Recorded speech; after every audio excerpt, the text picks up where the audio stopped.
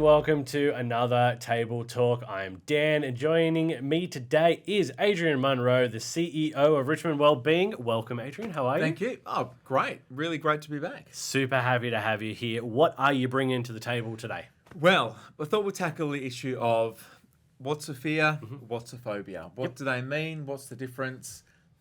Why do we need to know? How do we treat them? Amazing. Well, let's start right there.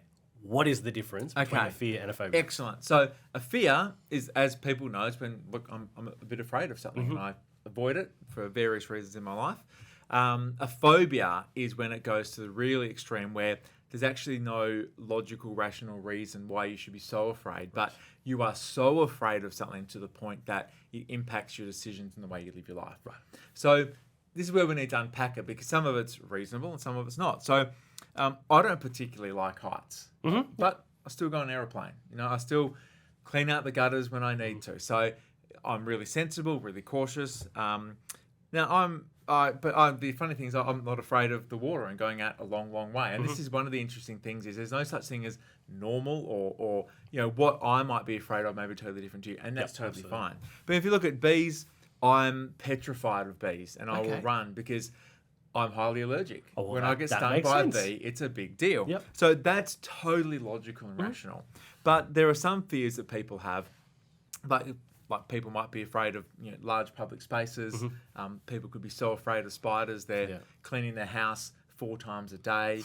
These sorts of things. This is where it really, when it impacts someone so disproportionately and so profoundly that it impacts their ability to participate in the community, work, that's when it becomes a phobia. That's when it's a legitimate phobia. Okay, and so what does that kind of look like? What does it mean to live with the phobia? Like, so you're saying it's going to inhibit your daily life. How debilitating can that get? Well, it can be really debilitating. Some people might go to work, but they might have a very small social network because they have social fears. For children, some could be really anxious that, well, I don't know if I'm going to sit next to anyone today. That's more like a fear of being left out. But some kids might have a phobia. Well, what if my mum doesn't come pick me up today? I'm going to get left at school and I'm going to be sleeping at school overnight. Or some kids will be like, I don't want to go to the shops after midday because what if we're there? What if I get lost and the shop closes? So I'm just not going to the shops because I'll be locked in overnight. Now, they are, and I'm sure there's lots of parents listening who would say, with school, this is a common one with some kids, and they'll be like, "Well, what if you're 5 minutes late?" Yep. And unfortunately, real life is that's going to happen. So some kids will be a bit anxious about it. Well, I don't know where mum's going to be. Maybe she's a bit late. Maybe mum or dad has a job where they're a bit unreliable. That's fine. That's quite a common experience for children, as opposed to I'm not going to school today because I'm afraid no one's going to pick me up. Right. Okay. That's the difference. Where it impedes a child's ability to go to school and engage and learn, that's where it's an issue. Okay. So that's probably a good example to talk through how you tackle a fear versus a phobia. So the worst thing we can do for anybody, especially children who have a fear or phobia, is to say, look, you're being ridiculous. Yep. That's just so irrational. Just toughen up. Get over it. Seriously, that is just so pathetic. That's the worst thing you can do. Okay. The best thing you can do, especially with children, is to empathise and say, look, I understand why you're a bit anxious about going to school because I know last week I was a little bit late and you were left there. I apologise. I understand that. So then the child thinks, okay, mum and dad, they get it. That I'm not having to convince them that this is real. They accept it. They understand it. Yep. But then you can say to them, well, and then this is the key with kids with that example is saying, but, that's going to happen. Because the last thing you want to do is say, I guarantee you, I'll never, ever, ever be late again. And because then the it's next bad. day. Because then your child will be like, well, you were late, so I'm not going to school. Yep. Then you need to say to the child, look, I understand you, I totally get it. But mum and dad might be a couple of minutes late, but we will come. Yep. And let's talk about, if we are late, let's talk about some strategies you might do. And, then it's okay, well, just get your book out. You might go and sit with a teacher.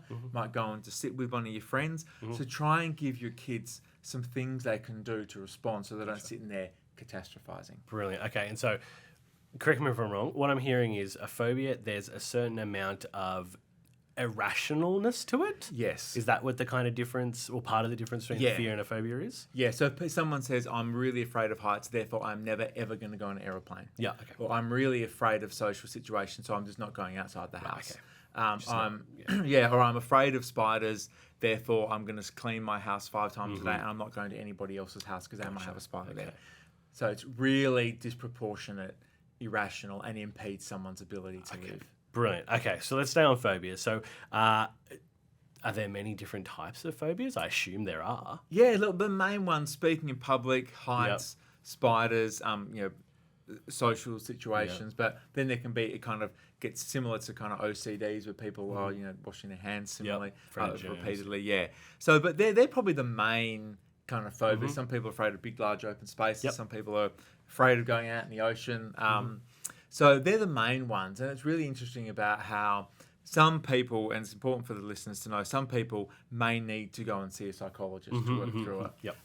And I guess we may try with our fears and phobias to think, well, I'm just going to avoid them at all costs. Right. That can be really difficult absolutely. in life. And it's actually quite restrictive. So most of the therapy focuses on how you can introduce these things. There's a growing increase, fear of clowns, for example, and phobias. Know. Thank you. Yeah.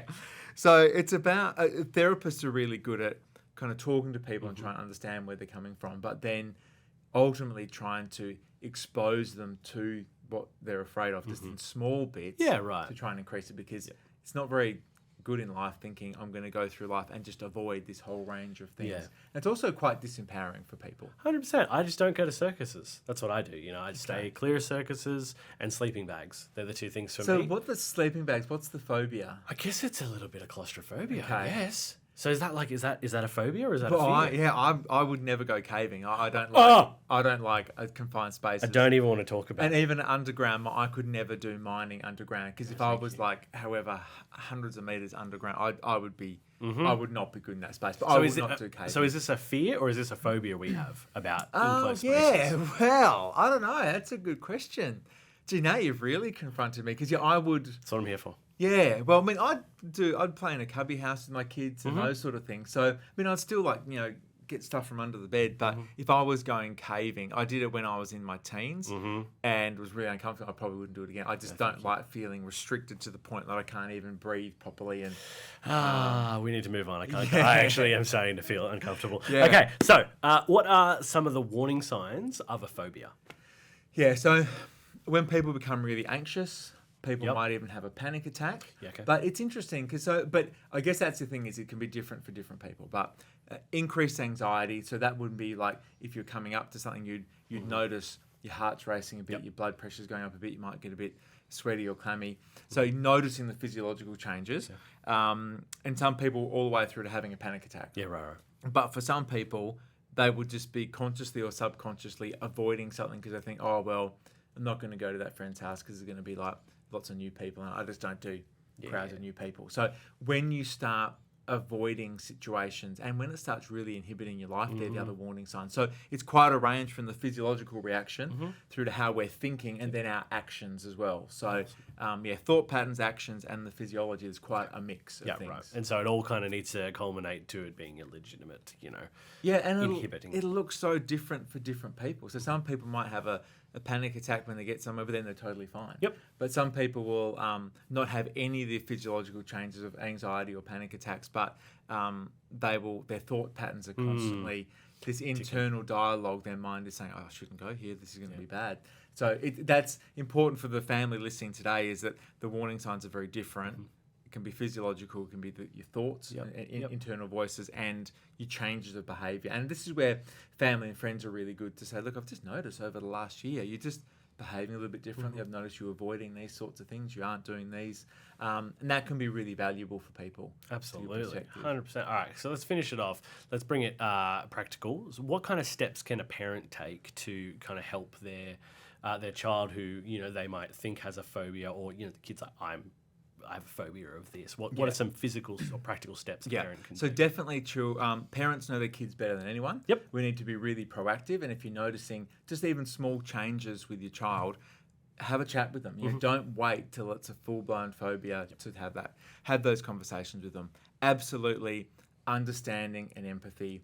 Never shame someone. Never say, "Oh, this is ridiculous. You just need to get over this. This is so inconvenient because now you won't go to school," because then it just makes them feel even worse. Yeah. So understanding, and then working with them with some strategies that you can do together, and remembering that we can't stop this. We can't avoid our kids being exposed, and this is a valuable learning. That's the way we need to see it. Also, is it's a valuable learning for kids to overcome some fears and anxieties. But then, if it comes to a full-blown phobia, absolutely seeking professional assistance can often be the most appropriate thing.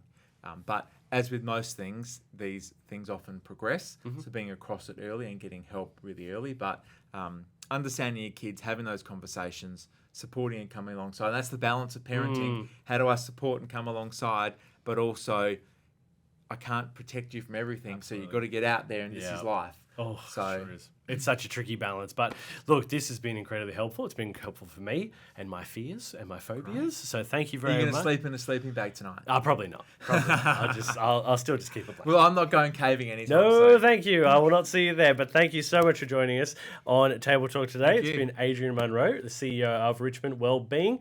And if you want to see any more Table Talks, head along to YouTube or our website, 98five.com. And make sure when you're on YouTube, you like and subscribe.